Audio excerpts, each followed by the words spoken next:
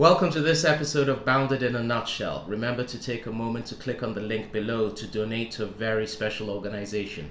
Figure Skating in Harlem is the first organization in the world to combine the power of education with the grace and discipline of figure skating.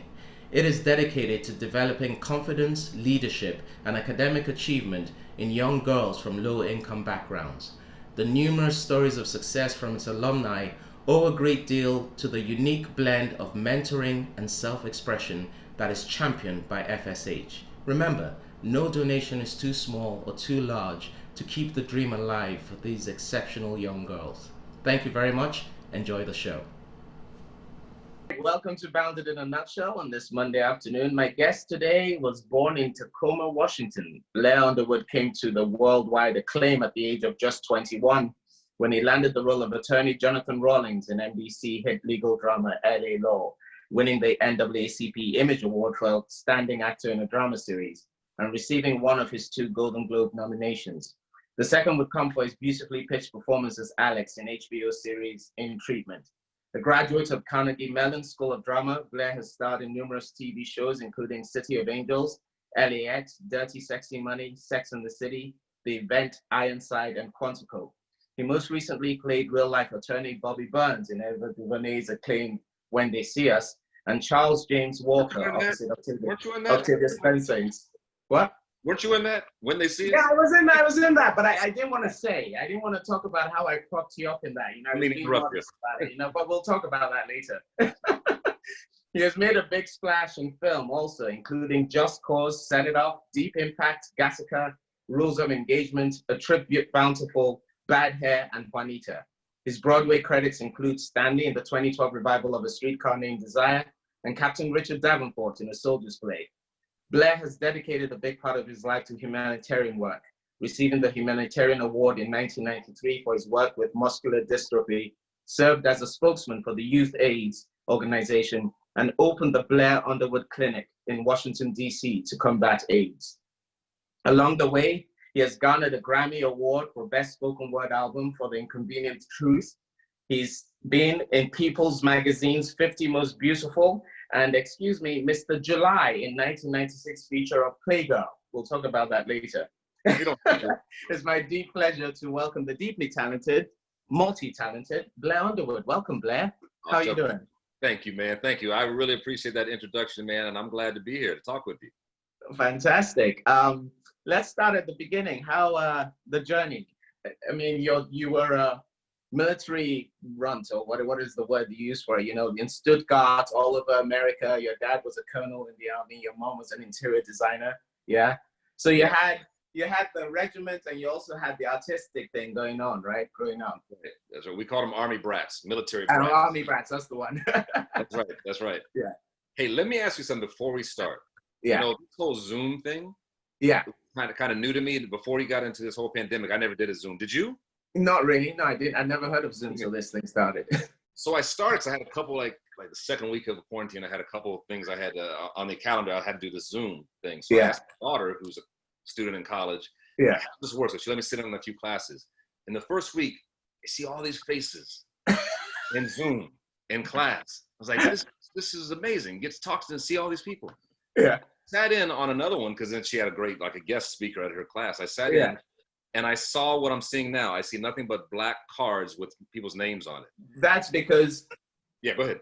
That's because they've taken off their cameras so that they're not distracting. But Michelle, if I'm correct, if you go up to your top right corner, it'll give you something that says views, 3 dots that gives you tick. And that should give you speaker view. So that way we'll just be seeing each other back and forth. Does that make sense? Well, no. What I was going to say is if it's possible, because I know everybody's camera ready and I get it. Everybody's in quarantine. Yeah. But if we're going to have a conversation, I'd rather if I can see faces and talk to people, it'd be great if it's possible. Well, it's just going to be me and you, question and answer, sort of like back and forth. Oh no, like I see faces popping up, like Julian Long and Falomi. All right. Well, sure. You can talk. There we go. They're popping up. Thank you. Yeah. But it'll just be me and you talking. No, I get it. But I see the reaction. I may refer to. You might want to sell it to your audience a little bit more. I get it. Ever the showman, Blair. Ever the showman. In the background and I was doing one, and somebody's mother walked by and said, "Hi, that's your mother in the background, like Julian." I see Julian. Is that Julian's little kid? Yeah, I love it. I love it. Okay, great. This is the view for you. All right, tell me about that. Your childhood, how that was for you, moving from country to country and all that stuff. I will. Thank you guys for putting on your cameras. I really appreciate that. But no, for me, because I wasn't that army brat, and we never really lived in one place more than 2 years, 3 years max. We were always moving. And what it did for me was it really informed the kind of actor I wanted to be, or the fact that I even wanted to be an actor. I think in some ways I was kind of, not that I was acting, but I learned how to deal with different people in different communities and different societies and different times in my life. I found that I would either be a wallflower and kind of fall into the background and just be quiet and watch and observe everybody, or I tap into that extroverted side of me, which likes to engage with people. Yeah. And I learned that about myself. So that served me well, kind of going in and out of different communities and schools and churches and neighborhoods. I was that perpetual new kid on the block. I was always the new kid. But you learn a lot about yourself. You learn to engage with people, or not. And my personality would not allow me to be a wallflower or an introvert. I was just more outgoing. And has that carried on to today? Is that the same sort of personality trait you'd say you have now, very extroverted, or do you prefer a bit more quiet time, or Got too much quiet time right now, man, with this quarantine. Got too much of that. I find that I need both. I need a balance of it, is what I'm saying. Both times we worked, we're in New York. I love New York City. Yeah, I live in Los Angeles with my wife and kids. They're 18, 21, and 23, so not really kids as much. Right now, during the lockdown, we're quarantine. We're all together now. You all together? Yeah, we're all together here in Los Angeles. But I find I thrive on the energy of New York City. I thrive on that electricity. And I find also that I need it, but I also need, after a while, I need to come back and have this kind of balance and the quietness and the slower pace that is California. Were you encouraged when your artistic leaning started being evident to you? Were you encouraged by your parents to pursue it, or was it something you had to keep to yourself for a while and then No, thankfully they did encourage me. My dad now 88. He was born in 1932. My mother was born in 1936. Ironically, they both wanted to be artists. They both wanted to be actors, actually. Wow. They both had dreams of being movie stars. Neither one of them during that period of time, in the 40s and 50s, it just wasn't a realistic dream. So when I came along as this kid that said I want to pursue theater and I want to pursue acting, they were very much behind it, which was not necessarily the norm. And I went to Carnegie Mellon. Carnegie Mellon University. That school is about 70, maybe even 80% fine arts and technology, and 20%, 30%. 30% fine arts, 70% science and technology. So it's a very interesting juxtaposition of disciplines. But I had a number of friends who were technically oriented or scientists who said, I would have loved to have been able to pursue my passion, my craft, but my parents would never agree to pay tuition to learn how to act. Sing and dance. I'm not going to pay money for that. And I really, actually, I see my two of my kids go to USC. And the irony is, as a parent, I've been faced with that very real and very, very recently. My oldest son, who's 23, graduated from the business school at USC, but he's a musician and he wants to produce music. He's a great producer. He produces music, but there is that side of me as a parent that says, wow, it's going to be tough, because you want to protect them. The other side of me as the artist who was that kid says you can't, and I would never dream to discourage him in any way. Only encourage him and to let him know it's possible. You can follow your dream and you can even make a living at it. It's just, you have to be strategic in how you do it. But it's a very interesting balancing act to be. It's funny how we, not so much in your case, but how we do become our parents in many ways. Because I sit here thinking, I recently got married and I'm thinking, God, it'd be great. And what you shift, don't you? Want me to go, wouldn't it be great, to see my, child being a concert pianist, or do all those stuff that I sort of secretly wish I was doing. But at the same time, you just know the reality of the industry, don't you? And you just go, it'd be, I'd breathe just easier if they just said, you know what, I want to be a doctor. Although, given what's going on now, that's a very dangerous thing. Yeah, exactly.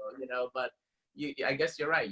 I know one thing that helped me. I did economics. I was at Yale and I did economics. And I remember when I was deciding I was going to go into drama, being terrified. It took me a whole semester to tell my parents, but there's nothing like when they back you up, right? Straight up, when they suddenly surprise you and go, no, follow that. We've done our part. Now is your dream. I think that's the currency that has helped me through it a lot of time, No, I definitely relate to that. We have, I try not to do this every night because the kids will get bored, but or aggravated, but every other night, every 2 nights, we do family time. So we have dinner together. They're just kind of doing their own thing, and they're on the computers or whatever else, doing whatever during this period. And my daughter asked me the other day at dinner, she said, I don't even know where she got this from. She was just kind of curious. Are you ever disappointed that none of us followed in your footsteps of being an actor? I said, wow. Oh no. Oh no. Because I know the reality of it, how challenging.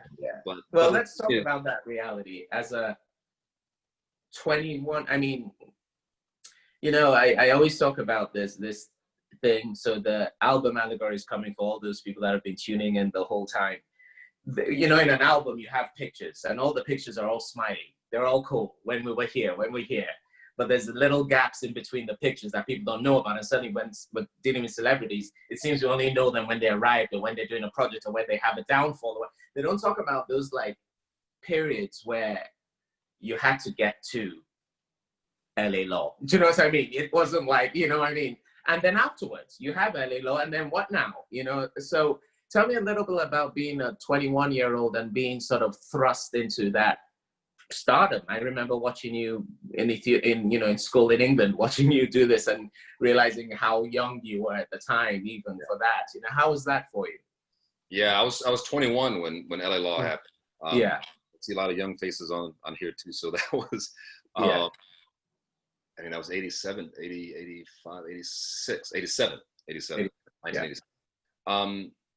It was mind blowing at the time. It was the #1 show on television, #1 drama on television. It ran for 8 years. I did 7 of the 8 years. I did not do the first season. I came in at the beginning of the second season. So unlike a lot of times, you'll do a pilot and you hope it gets picked up and you hope it has a life after that and you hope it's successful. It's a crapshoot. And this one, because LA Law was already on the air, I knew what I was watching. And it was the hottest thing right out of the block. So I knew when I auditioned for it, I said, I was a nervous wreck. Because I remember thinking, I got to put those nerves aside. I got to just kind of do the work, because what was in the back of my head is, if this happens, if I get this job, it could change my career, it could change my life, which by the grace of God, and I say that because I believe God has a lot to do with my navigation, my personal journey through this world, but also through this business. But it did, it changed my life. And there are opportunities afforded me today that are there because of that job. But it was a nice ride, because I was 21 years old. I wasn't married. I didn't have any kids. I didn't have any responsibilities except for myself. Yeah. And I made the most of it. Every way I could. I learned a lot, made a lot of mistakes, but I enjoyed myself. So by the time, had you done much filming before that, or had you been on stage? What was your experience coming into that audition? Yeah, so prior to that, I had left Carnegie Mellon because I couldn't afford it any longer. My parents couldn't afford it any longer. My dad was an Army officer, as I said, so we had a middle-class lifestyle.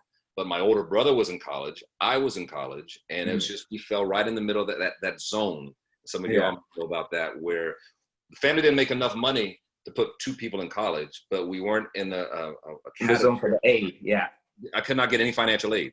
Yeah, I tried, and they wouldn't give me any financial aid. Well, you don't need it, was what they said. So I ended up leaving in the 3rd year of college, my junior year, right after Christmas, the middle of my junior year, and moved to New York. I had a dance teacher, Billy Wilson, who was our dance teacher, who said, when you get to New York, look me up, I want to help you out. And he did. He turned me on to his agent, who was Perry Kipperman at Writers and Artists at the time. He said, hey, they might be casting for the Cosby Show. This was 1985, when the Cosby Show it was their first season. And I went down, and and I met with the casting director, and I came back the next day and met the Bill Cosby. And it was really based on a look. I ended up getting the part. I was Lisa Bonet's boyfriend for one episode. I walked in the door, I said hi. So it wasn't about acting. It wasn't about anything. It was just a certain look. But what it did was it really gave me that thing that we all need at some point. Just that you talk about, it's a break. It's an opportunity. It's something, anything that you can point to where people can say, I see you, and I like what I see. I want to hire you for the next job. But at the very least, what that did for me in 1985, it gave me a conversational piece to have something to talk about when they sent me out to agents or other jobs. So there was that Cosby Show, and then I did a movie not long after that. This was 1985, called Crush Groove, which was my first movie. Musical, right? It was a musical. It was a musical in the sense that it was like a hip hop musical. Yeah. Curtis Blow. I see Kay Tuckerman laughing. Do you remember that, Kay? It was the Fat Boys, Curtis Blow, Sheila E. My first love scene, Sheila E. Not a bad start, man. Oh yeah, and Run DMC, of course. Yeah. And I played Russell Simmons, Joey's brother, Run's brother. And that time, nobody knew Russell. They knew of him, but he was a mogul back then. And then, of course, built his empire, and the rest was history. It's certainly his career. So that's all. Before LA Law, to answer your question, there was Cosby Show, Crush Groove, and then after Crush Groove happened, I was looking for work and just bouncing around, knocking on doors, auditioning, or maybe get a commercial here and there. And then I ended up doing One Life to Live, the soap opera One Life to Live on ABC for 3 months. Wow. And then I moved out. I got a pilot in Los Angeles. That brought me out to Los Angeles, a pilot for CBS, starring Mariska Hargitay. Oh yeah. And Robert Englund, if y'all know Nightmare on Elm Street. Oh yeah. And Michael Nuri from Flashdance. Some of y'all may know way back in the day. But that was my first pilot that brought me out to Los Angeles. Oh, fantastic! And all right, so that brought you out there. You audition, you get this. What then? I mean, you have this successful TV show, and that umbilical cord is then cut. People are watching you. You have the world watching. What's your next move and stuff? Oh, it's not all plain sailing. I mean, how did you decide your next, what you then move on to, And was there a bit of trepidation about, you've been on the number one, I mean, what do I do next? That sort of pressure we put on ourselves, did you experience that then? Yeah, there's always trepidation, right? Yeah. And, because all you have to do is look at history and know your history and look at statistics. And you always hear about, first of all, you want a job, and then you want a successful job. And then I was grateful to have and thankful to have a job that ran for 7 years. But then in your mind, you're thinking, okay, what next? Okay, how do I parlay this into something else? How do I leverage this into another job? And will I be a forgotten actor? Will I be one of those actors like, whatever happened to that guy who was on that legal show? Yeah. So that was kind of a concern or a thought in the back of my mind.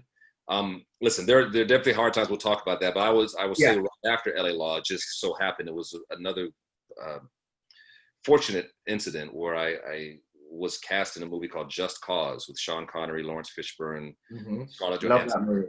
It's based on the book. It's based on the book, right? That's right. You're the only person who's, I think, ever referenced the book. Yeah, nice. I because I know the book. I remember reading the book and then seeing the movie and then realizing that it was, Sean Connery doing it. And then what I loved about it, it's funny because that was one of the questions I was going to ask you. That was very much against type. You must have had pushback taking on that role. Tell us about, you must have had some pushback to go from Blair, that everyone loved in this, to go to that deeply disturbing character, Yeah. For those of you who don't know the film, the character I play, his name is Bobby Earl. And Bobby Earl, in the story, there's a 12-year-old white girl in the South is raped and murdered. I mention her race because it's significant in the story, because it's racially charged, because my character, Bobby Earl, was accused of the rape. And you'd look at me, we all as actors, we have our face and our brand, right? Our look. Well, before we get to brand, we have a look. And people, whether it's human nature, whatever it is, thrust upon and project upon our face what they think, what kind of person they think we are based on how we look. So based on my job, especially coming off of LA Law for 7 years, I played this nice guy, this good guy, this noble Negro, I call him. There was only two types, and that's another thing. There's only two types of black Exactly. actors working there. You're either the noble one or you're the drug dealer killer. I mean, that's right. So that's right. Yeah. And for that character, you know, it worked well because the character Bobby Earl is accused of this heinous crime. And halfway through the movie, you see you think this man is very innocent. He looks innocent. He sounds innocent. Sean Connery plays the attorney who comes in and basically gets me off. I convince him that I'm innocent. Then the whole thing flips. You realize that I actually did do the murder. And the guy's really demented. And then I come after him and his wife, Kate Capshaw, and Scarlett Johansson, who's 10, who plays his daughter. And it's this big showdown in the Everglades at the end. But what that did was it happened literally on the heels of LA Law. Like literally the next day, our last night of shooting after 7 years, we wrapped at about 5 a.m. and I went straight from there. My girlfriend, who's now my wife, Desiree, packed my bags, went home, and got on a plane and went and flew to the Bahamas for rehearsal for that movie. So it was really back to back. That was rare. The harder times came later because that was still the momentum of the show, which was rare. Yeah. What it did was, and I'm grateful for that, it set me up for the rest of that was 20 years ago, where I played a lot of bad guys since then. Yeah. So much so, most people are like, I see Epiphany shaking her head. A lot of people say like, why you always play the bad guy? Why you always playing the bad guy? And it's I get it because people know what they know. Not everybody knows the body of work, and why would they? Yeah.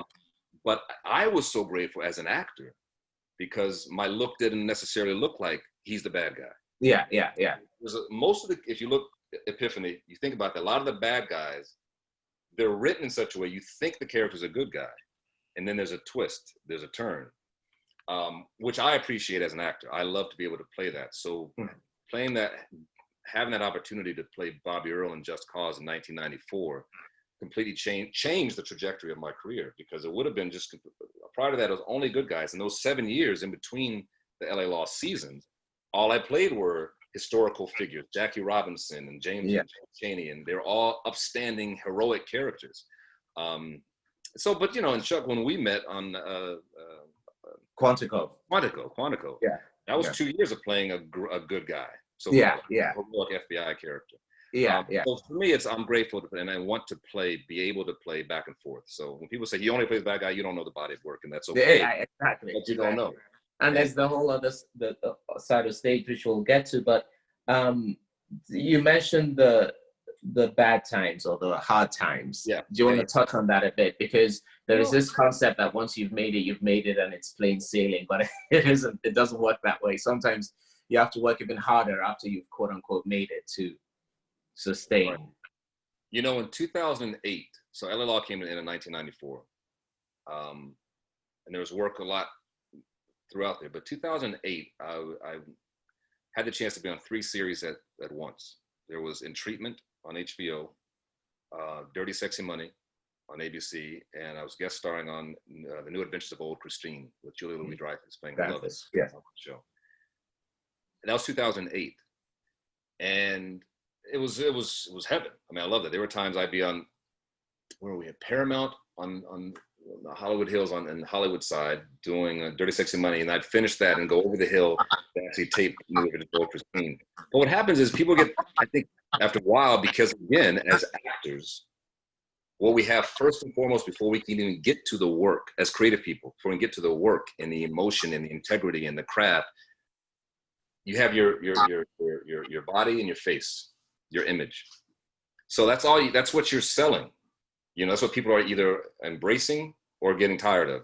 So being on 3 shows at once, I think people got tired of seeing me after a while.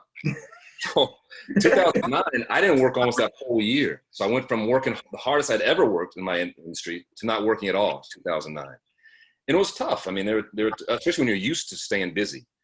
And I think that's when I got really serious about finding ways to stay busy, stay creative. Things that I learned then, I'm thinking about now, being on lockdown, being in quarantine when we can't work. Say, how can I fill this time? How can I improve myself? How can I learn something more about myself, whether it's craft related or not, that I wasn't doing before? And one of those things, I just remember thinking, I gotta physically take care of myself, because it's easy to kind of fall into, I just want to stay in bed. I just want to eat everything I don't want to eat. Man, I have made so many trips to Krispy Kreme donut the last couple of weeks. I cannot tell you I had 6 last night. I'm watching the last the Michael Jordan thing. I had 6 Krispy Kreme donuts last night. I have to remind myself, don't do that. You got to stay tight because it helps how you think. It helps how you feel. Just sometimes to work out. Just sometimes to ride a bike, take a walk around the neighborhood. And I really learned that because I was giving all my control to an agent or a manager or a casting director. You know, somebody was hiring me. And that's why I also got really serious about my production company, producing and creating my own opportunities. So my destiny, my tomorrow, my future is not based on somebody else validating me in any particular moment. And that's after years of working. But you know, when sometimes you're forced to just stop and you're forced to think, you know what, it's not even about what I can do internally, what I can create, what I can do. Sometimes people get tired of seeing your face. So I went away for a year, 2009. Yeah. The next time that happened, and you know, it's a 35-year career, but this is twice where I didn't work for a year. The other one was self-imposed. So I did a show called Ironside for NBC. And that was a whole journey just getting to that point, which was amazing. But long story short, you know, it's blood, sweat, and tears when you work on a weekly series. And I was playing the central character, Detective Robert Ironside. So you're in every scene. You're working every day. And you work your butt off, and then when it comes time to promote the show and to market it, you're doing all the publicity and everything else. The show came on the air, and after 3 episodes, they pulled the plug. 3 episodes. I mean, that's nothing. There are a litany of shows that I was watching. Again, time to kill. I got into, I guess it was while I was going down the rabbit hole of Gilligan's Island, which I loved as a kid. But that show, people were not what? You too, Anna? Yeah, exactly. That's a show that was not successful in its first year. In fact, it almost never made it on the air. And there's so many. Like Friends comes in that category. Seinfeld. Yeah. So three weeks was no time at all. Yeah. So this was 2014, and I needed a break. I didn't get depressed at all, but I said it's a business. It's an industry. You know, what they were saying was the ratings weren't high enough. Yeah. Not really enough, whatever. Yeah. But I told my agent, I said, I'm gonna put my faith in God, and put enough faith to know that I'll come back to this, that you'll be there and opportunities will be there. I'm gonna take a chance. I'm gonna take a risk. But I said, I really don't want to see a camera for a year. I don't want to be on set for a year. I just want to go back to the theater. It's where I started. It's what I want to do. I want to remind myself why I love what we do as actors, why I love this craft. And I did. You and I, Chuck, we talked about playing. I was actually going to bring that up, that one of the things that absolutely, like, I did not know, this is a bit of what I did not know Quantico, the show, at all. I just turned up. And I certainly didn't know you were in it because, again, you joined that season, I think, or the season before, or, you know. So seeing you on set was a complete surprise and a throwback. But I do remember as soon as we started talking, the first thing, pretty much all we talked about was theater. Do you remember that? You were talking about Paradise Blue. I mean, the run you'd had, and you were at the time excited. Ruben Santiago Hudson directing. Ruben was one of my guests earlier. You were excited about the move to the Signature in New York, but scheduling got in. But I remember at that time, you were looking forward to that move to New York, you know? And we also talked about your desire, which I still think you can do because I had just played Hamlet and you still is a role you want to play. So tell us a bit about your, because a lot of the viewers here have no idea about your stage background and your passion for the theater and stuff. Tell us a little bit about that. Yeah, well, great. Thank you for saying that. I absolutely remember that conversation we had. Yeah. Theater is my first love. I'll go back to when I graduated high school. In high school, I did local dinner theaters in Richmond, Virginia, singing and dancing, go to school in the daytime. That night, this local dinner theater, the Swift Creek Mill Playhouse, did that for 2 years. And it was always my first love. I knew I wanted to go to Hollywood one day. I knew I wanted to do film. I absolutely wanted to do film and television. The beauty of that is whatever work you do, it literally lasts forever. Yeah. You and I on film a couple of years ago, we'll be long gone. Our great-grandchildren will be able to see those. Watching that stuff, yeah. That's wonderful. That's beautiful. But the journey of live theater, to live and experience that hour and a half on stage and that communal conversation with the audience and the electricity in the room, it's magic. It's magic. There's nothing else. There's nothing else like it. So that's why I say that's always been my first love. And that's why when you brought up Paradise Blue, I lit up. And we also talked about Othello. Just to close out what I was saying. Othello, yes, because I was going on to play that soon after that. Yeah, going on to play Othello soon after that. Yeah. Is that something you want to play? Is Othello on your list also? Well, no, that's what I was saying. So that year, 2014, I did Othello. You played it, haven't you? I did Othello, and I did Trip to Bountiful with Cicely Tyson and Vanessa Williams. Took that on tour. So that took up that whole year. Yeah. That year, I ended up doing I went back to Canada. Yeah. But that's why I love the stage. I love the theater, and I had a weird feeling the other day because right when the pandemic hit, I was doing a Soldier's Play on Broadway. Broadway, yeah. Broadway closed down, and you all know this, Thursday, March 12th. I remember the day before, on the 11th, the NBA had shut down. And that was the first time we're looking at each other like, wait a minute. They shut down? Is it that serious? That serious? And we were in our final week. Thankfully, we were supposed to close Sunday night, March 15th. We were going to close 2 or 3 nights later. So we were in that final week. And those last few weeks were sold out. So we had full house. We were all excited. But then like the last week, you look out in the theater and there are pockets of empty seats, because this is around the time they were telling people, the news, especially elderly people, don't go out, stay home. That's where it started. But just that sense of that love of live theater, I long for that to come back. It's only been 2 months, but I wonder when people will feel confident enough to sit in a theater, shoulder to shoulder, and experience what we all love, theater goers and the actors themselves on stage. And that you very much feel that television and film are likely to come back quicker, because those are much more controllable sort of environments than convincing 1,000 people, 500 people even, that they can go into a room with other people. That's one of the fears we sort of want to push to the back of our mind and hope we find a vaccine for this thing soon enough, because there's nothing. Another guest, my guest tomorrow is Richard Jenkins, and he, like you, I mean, Richard, the difference is that he spent the first 20-25 years of his career on stage and hasn't gone back to it since. But he talks about the rehearsal, that thing you miss, that process in the rehearsal room where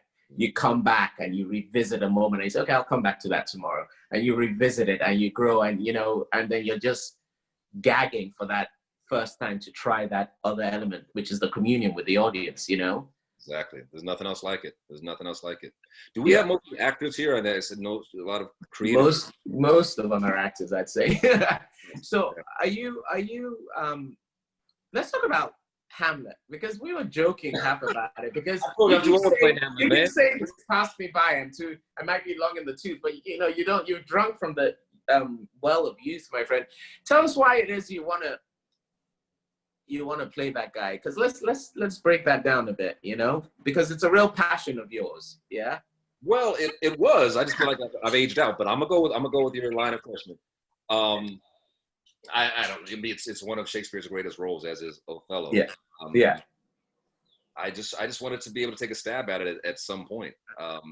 It has the classic tropes and arcs of great Shakespearean plays, the highs and the lows, the mental anguish, the playing fake or playing insane or not, the love, the passion, the insecurities, the pathos, all the whole roller coaster ride of a great Shakespearean character. And he's one of the most well known for that reason. Yeah. In the play itself. So it's funny those two names, because I would say of all the roles I played, Hamlet is the greatest, Othello is the hardest. How was your experience playing Othello? Tell us what your experience. Let me ask you this: why was it the hardest?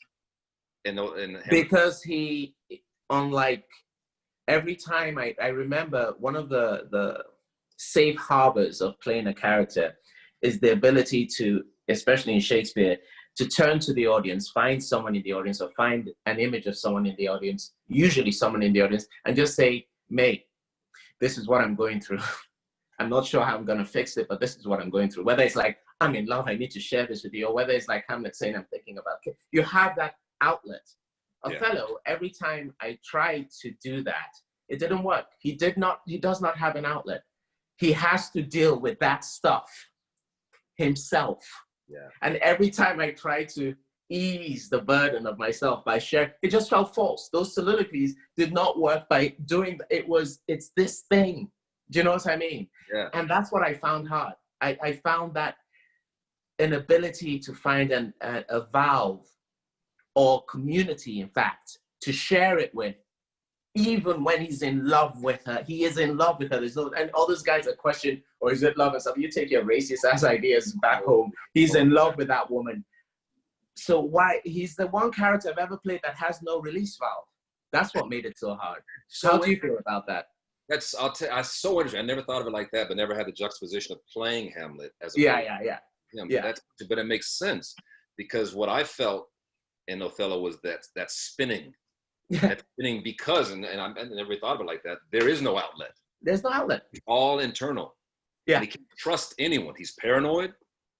He's anxious, but he's in love. I love that you said that. I think Barry Edelstein, who's a scholar of Shakespeare, directed our Othello, and Richard Thomas, who some of you may know from the Waltons, John Boy and the Waltons, played brilliantly Iago.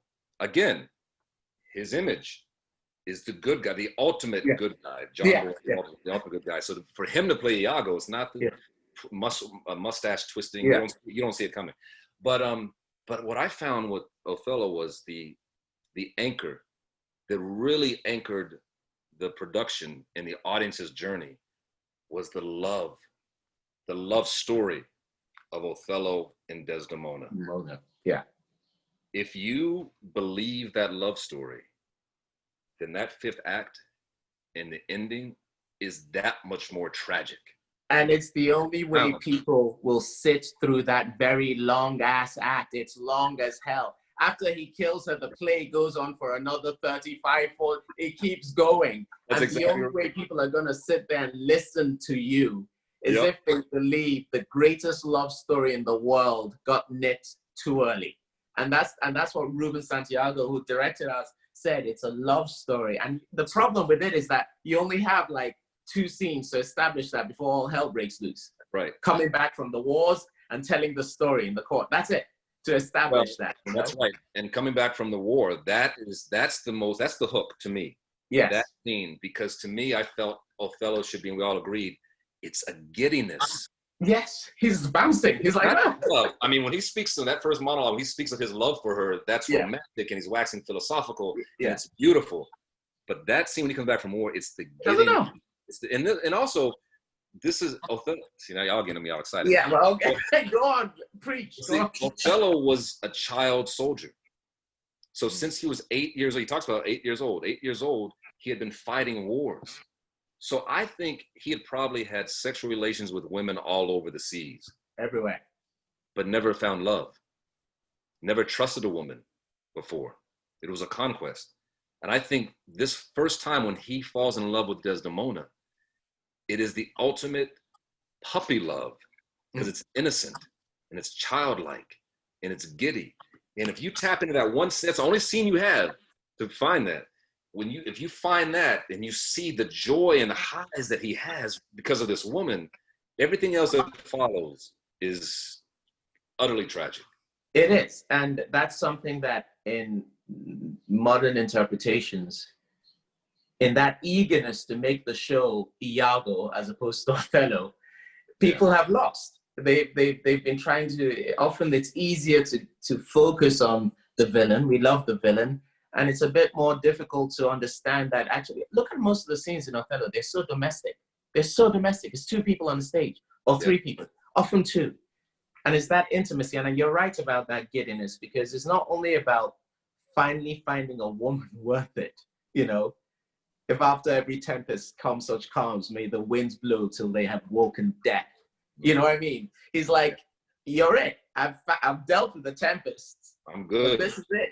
You know what I mean? So I'm glad you said that, and I know Ruben will be very happy to hear, because it's a love story ultimately. You know, it's quite fascinating. So are we going to? Is stage something that you're gonna do more of? You think after this madness passes us by? Is that something that's gonna? Yeah, oh yeah. It's something I've always tried to get back to. If I love to have one foot on stage and one foot on a set somewhere. But any chance I get. The challenge is it's time. It takes time. Yes, yes, I know And that. It doesn't pay like Hollywood pays. No, I got. you got to do the other jobs to do the stage work. Right. But my passion is always the theater. Yeah. You mentioned earlier, in your decision making, you mentioned your wife Desiree and your family and your faith and stuff. Your decision making, because it's very different from the 21-year-old Blair in LA Law that was all about, I'm going to have the time of my life. Tell us a little bit about how you sort of make those decisions. Are you thinking about your kids and your legacy? Are you thinking about the father that you are now? I mean, choices must come, you must think through them a bit more now than you had to before.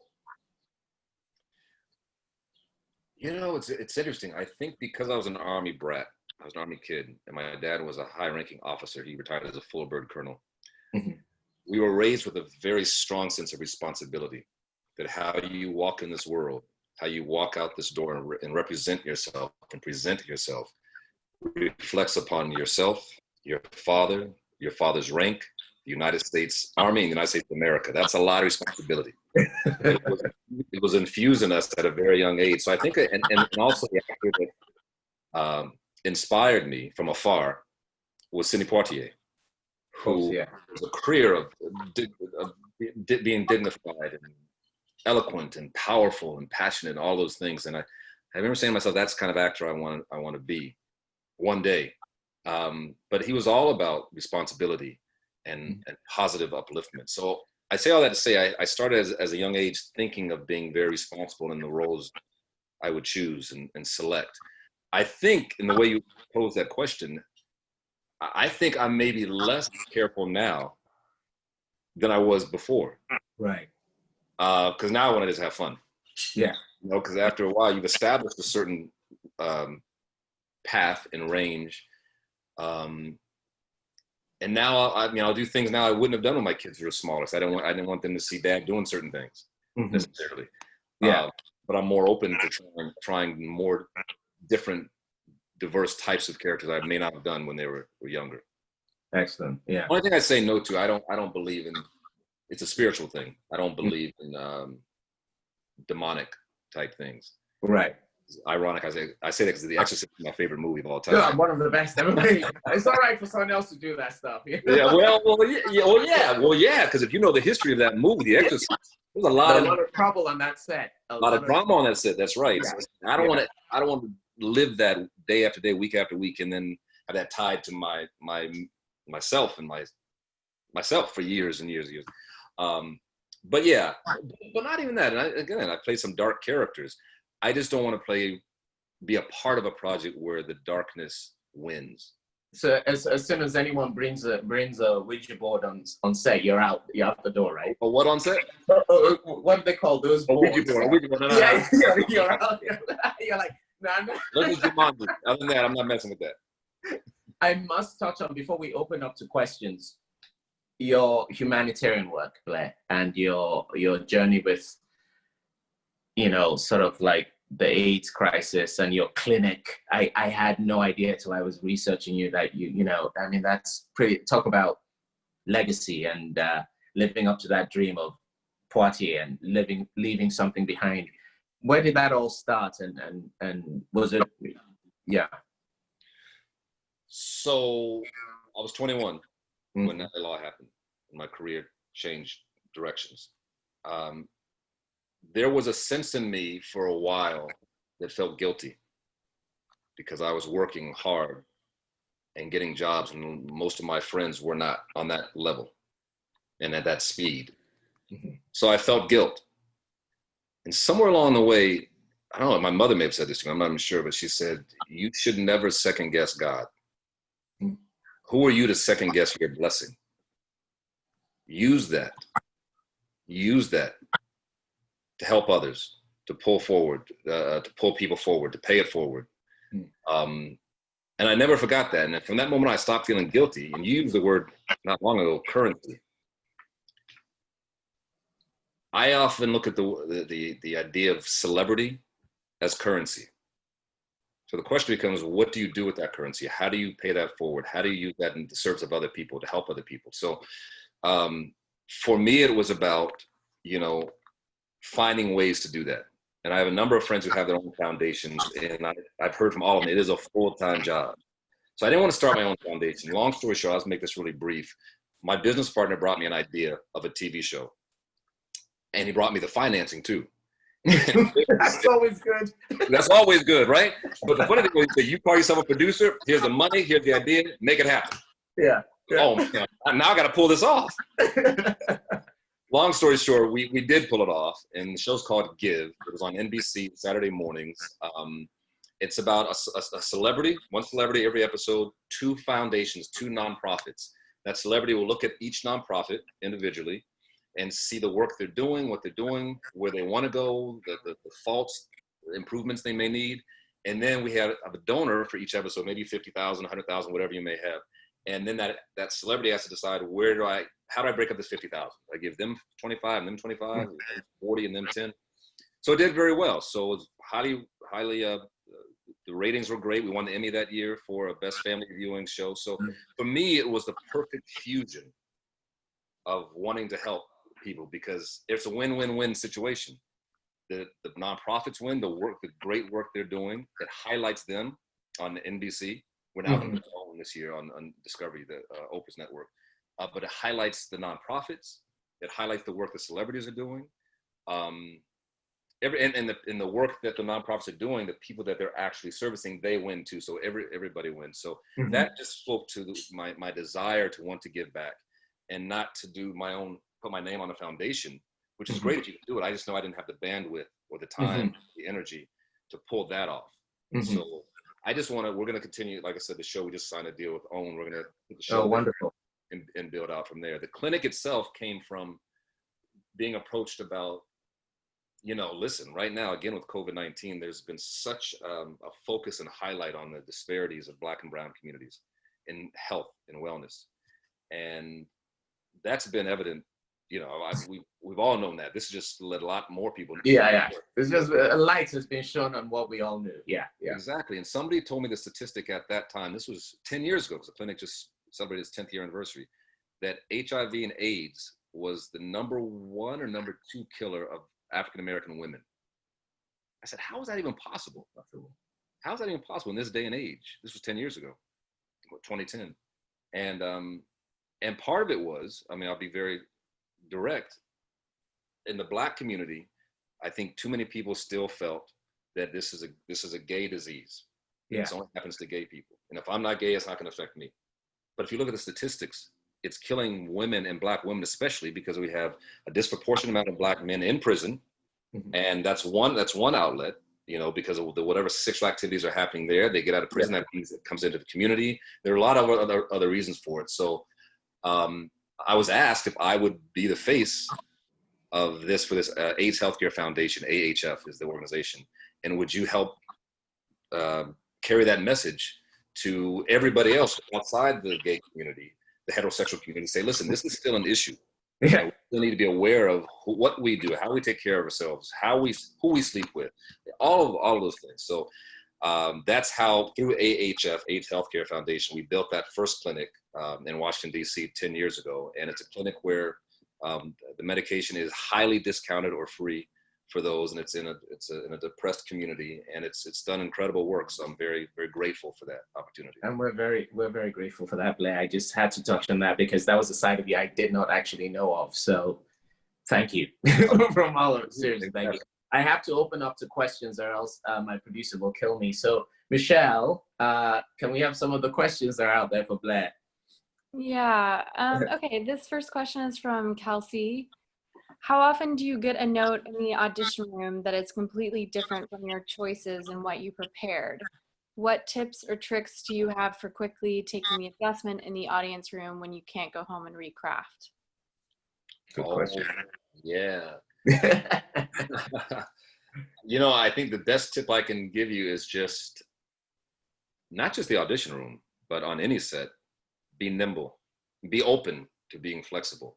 Because so often, especially as a young actor, I would set what I was going to do in the mirror at home, where I'd run lines with my friends, and I knew exactly what I was going to say, and I was going to take a beat, take a long dramatic pause at that moment, and they're going to be on the edge of their seat. And, you know, you get in the room, and it may work once. If it works, sometimes that doesn't even work, but sometimes it may work once. But if the director gives you a different take on it, you have to be able to be nimble and facile and be able to turn on a dime and try different things. And I would tell you, being on the other side of that table as a producer, that Ironside show I told you about, I was also a producer on that. So it was interesting for the first time in Hollywood, not theater, but to be on that other side as a producer and watch all these actors come in and see the choices they would make with the same script, as opposed to me being the actor. I only know what I did. And so often actors would come in and they couldn't adjust because they were locked in what they had planned. And what the immediate reaction is, that person is stuck and stubborn, intentionally or not, but they're not able to go with the flow. And film and television, working on a set, unless it's a $100 million Hollywood studio film, especially if it's independent films and even TV series, it's a machinery. And you got to be able to take an adjustment, change what you're going to do, still make it work and make it fit, and move on and not get stuck in it. So I think part of it is just try to get out of, if that's an issue, try to get out of your own way, and don't fight for, this is how I see it, because it's really not how you see it. Somebody's hiring you, it's how they see it, how they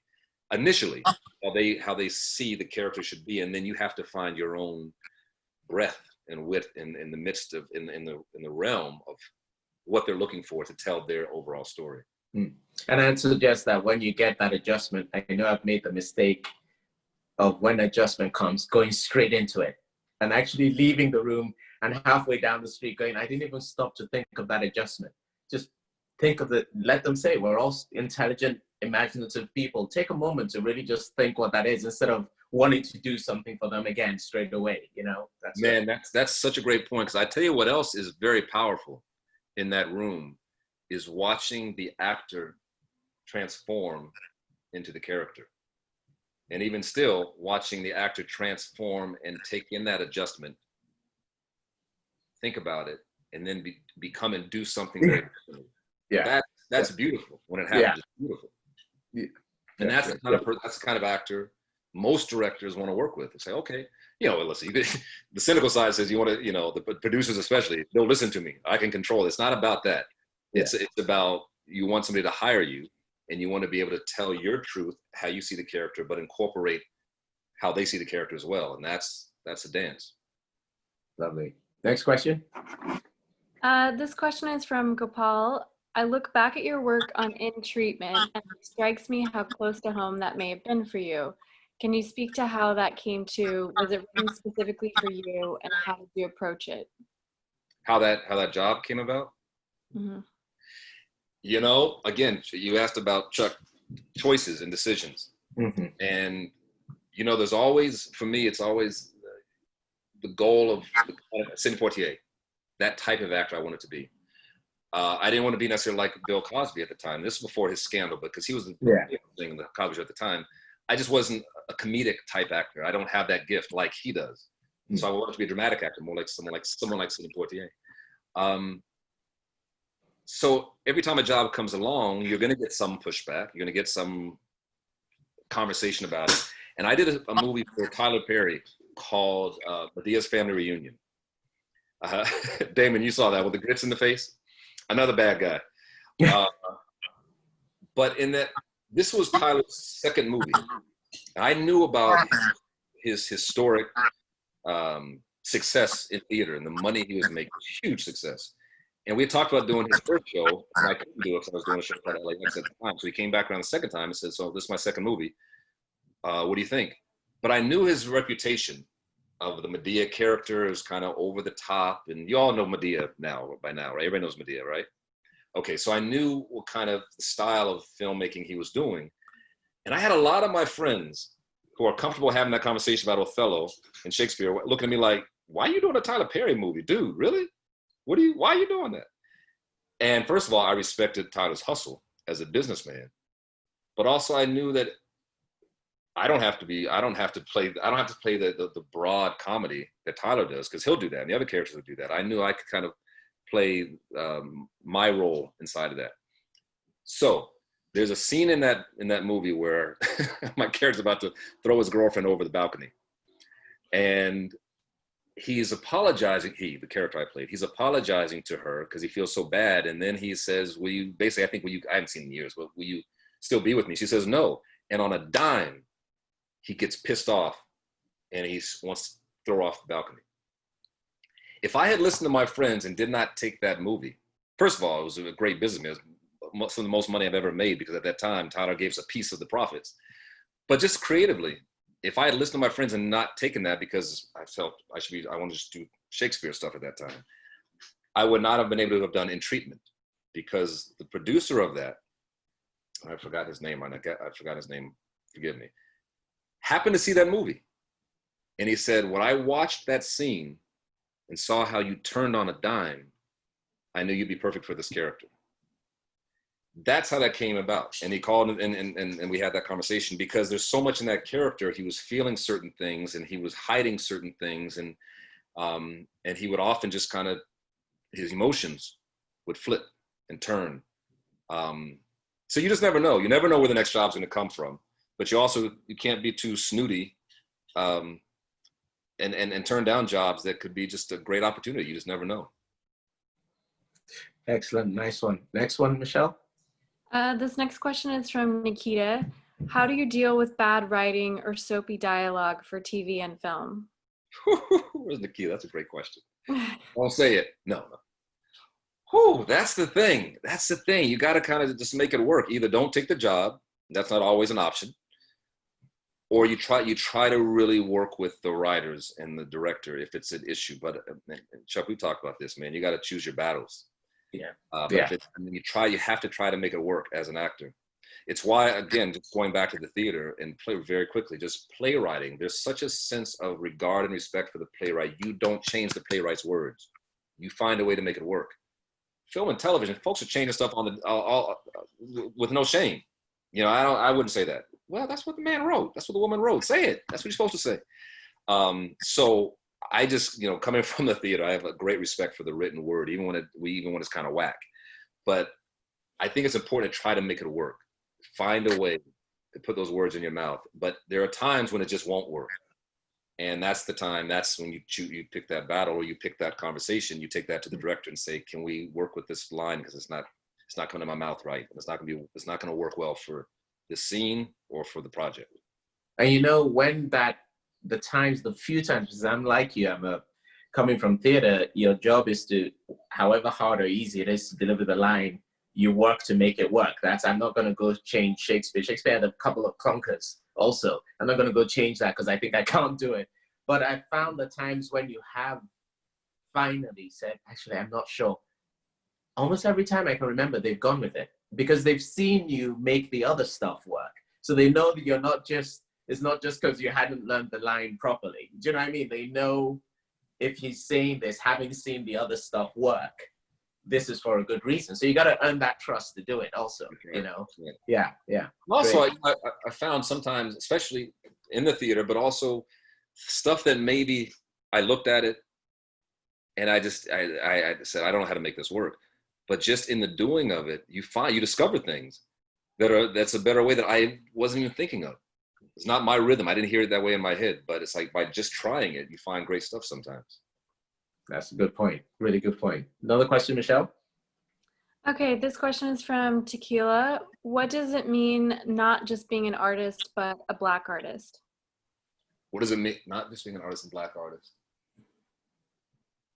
It's a great question. I think as an artist, we all have to speak our truth. What does that mean? Specifically to your question, being Black in America, being a Black man in America is individual. Chuck's experience is different than my experience. Everybody's experience is different. So I think you have to be very authentic to yourself.